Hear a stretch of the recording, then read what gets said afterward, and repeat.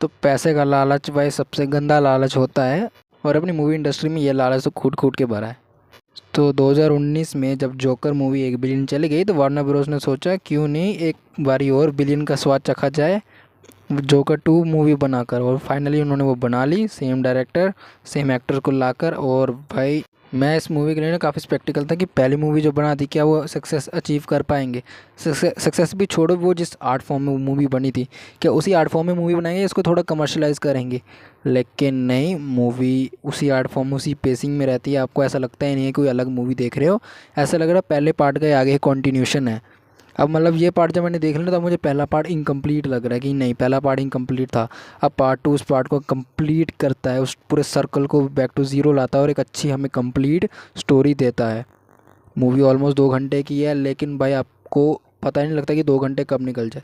मतलब मूवी का pace slow है, मूवी हर अपने सीन को एक टाइम देती है, उसको पूरा करेक्टराइजेशन डेवलप करती है ना। आपको एक एक मोमेंट थोड़े ठहराव से हर सीन दिखाती है, लेकिन फिर भी इतने सारे सीन्स हो जाते हैं आपको पता नहीं लगता कि 2 घंटे कब हो रहे हैं। कहानी आगे वही आर्थर की बनती है कि अब वो खून करने के बाद लाइव टेलीविज़न में अब उसे जेल हो चुकी है।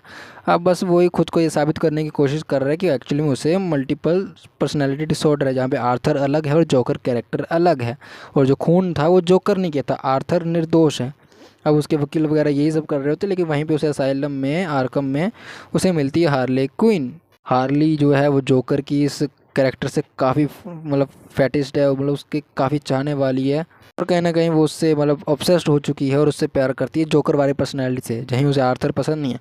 अब वो उसे मैनिपुलेट करके जोकर वाली पर्सनैलिटी उसके लिए परमानेंट कर रही है, लेकिन एंड में जोकर ये समझ जाता है कि एक्चुअली में वो करना क्या चाह रही है। और जब उसे रियलाइज़ होता है कि भाई वो सीन सच में काफ़ी दुख होता है कि ये वो जोकर के लिए है, मेरे आर्थर के लिए नहीं। और भाई अगर आर्थर उसकी बात करें तो भाई क्या परफॉर्मेंस दी जाती है, चाहे वो आर्थर का कैरेक्टर हो या जोकर में ट्रांसफॉर्मेशन ऐसे होता हो, भाई कमाल की परफॉर्मेंस है। मैंने सोचा नहीं था कि मैं जोकर को इस फॉर्म में भी कभी पसंद कर पाऊँगा।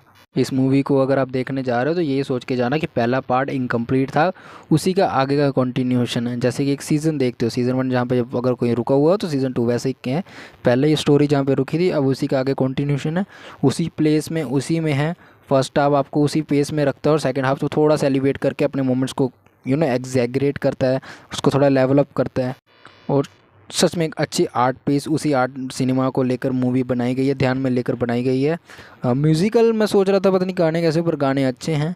म्यूज़िकल का जो कंसेप्ट उन्होंने यूज़ किया बीच बीच में, जैसे म्यूज़िकल ऐड करे हुए हैं, मैं कह रहा हूँ बॉलीवुड वाले कुछ सीखो कि म्यूज़िकल गानों मूवीज़ के बीच में कैसे डालते हैं।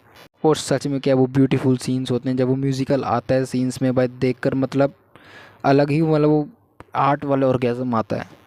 बाकी पहली मूवी तो बिलियन कमा गई, अब ये दूसरी कमा पाती है या नहीं उसका तो भाई पता नहीं। बाकी आई थिंक अवार्ड्स वगैरह तो काफ़ी जीत जाएंगी, क्योंकि एक्टिंग परफॉर्मेंस गाने काफ़ी अच्छी हैं। मुझे पसंद आई मूवी, मैं शायद अगर साथ में कोई दोस्तों के तो मैं शायद दूसरी बार फिर से देखना चाहूँ। पर है मूवी एक अच्छी है और आप डिज़र्व करते हो इसे देखना, क्योंकि अच्छा सिनेमा देखना हर कोई डिज़र्व करता है। और सुपर हीरो जॉनर में ऐसी मूवीज़ कम ही बनती हैं जो कि सीरियस हो, थोड़ा स्लो पेस्ड हो और एक कैरेक्टर ड्रिवन मूवी हो। ये मूवी जोकर की कैरेक्टर की है और मेन जोकर का मेन कैरेक्टर आर्थर है, और ये आर्थर की ही कहानी है। खैर बाकी जोकर 3 आई डोंट थिंक आएगा, क्योंकि अगर आपने एंडिंग देख ली तो आप समझ जाओगे। बाकी इसका कुछ पता नहीं, फ्यूचर जो होगा वो देखा जाएगा। फ़िलहाल तो मूवी को एंजॉय करो, आप लोग थिएटर्स में देखो जाके, नहीं देखी है तो भाई देख लो, अगर देख लिया तो नीचे कमेंट्स में बताओ आपको कैसी लगी। कमेंट्स में मुझे रेटिंग स्टार्स या फिर अपने ओपिनियन शेयर करो। बाकी मैं मिलता हूँ आपको नेक्स्ट मूवी या किसी सीरीज़ की रिव्यू में, तो तब तक के लिए बाय बाय।